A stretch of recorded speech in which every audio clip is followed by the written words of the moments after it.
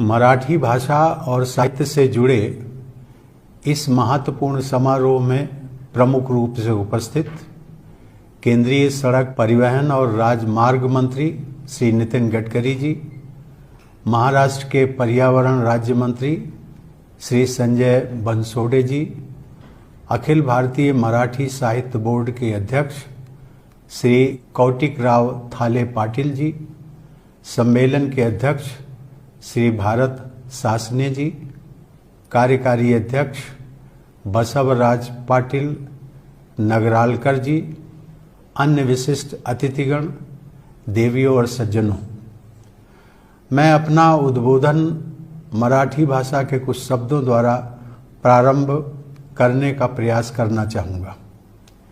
अखिल भारतीय साहित्य महामंडल आजच्या 95व्या मराठी साहित्य संमेलनाच्या आयोजनासाठी मी आपल्या सगळ्यांचे अभिनंदन करतो। यह सम्मेलन उदयगिरी महाविद्यालय के प्रांगण में आयोजित हो रहा है।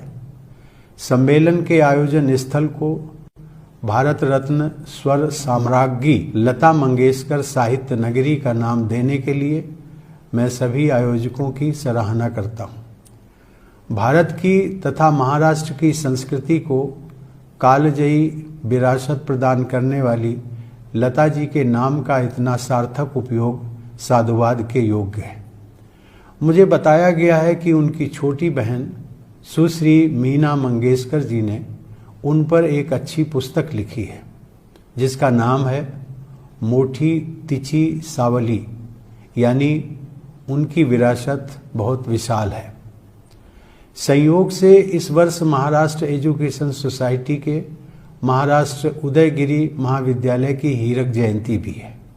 60 वर्षों तक शिक्षा के क्षेत्र में निरंतर योगदान देने की विशेष उपलब्धि के लिए मैं महाविद्यालय की पूरी टीम को हार्दिक बधाई देता हूँ।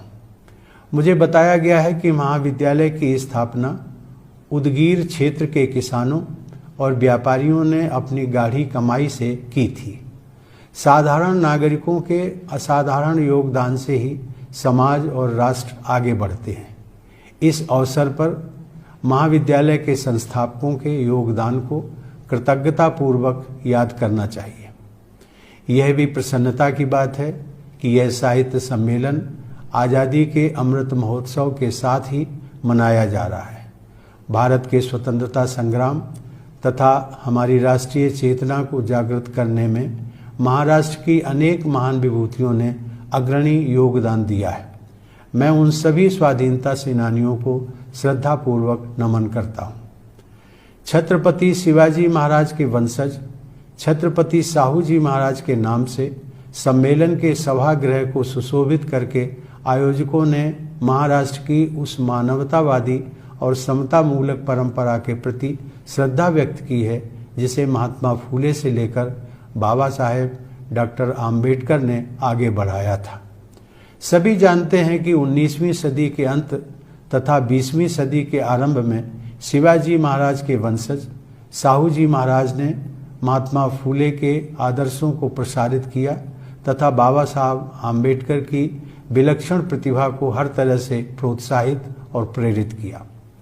महात्मा ज्योतिबा फूले ने 19वीं सदी के मध्य में गुलामगिरी और तृतीय रत्न जैसी परिवर्तनकारी पुस्तकें लिखी थी।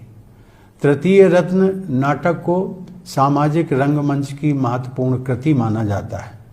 बाबा साहेब आम्बेडकर ने बहिष्कृत भारत तथा मूक नायक जैसे समाचार पत्रों का प्रकाशन करके उनके माध्यम से महाराष्ट्र और समूचे भारत के चिंतन को आधुनिकता और समता के आदर्शों से समृद्ध किया। ऐसी ही समता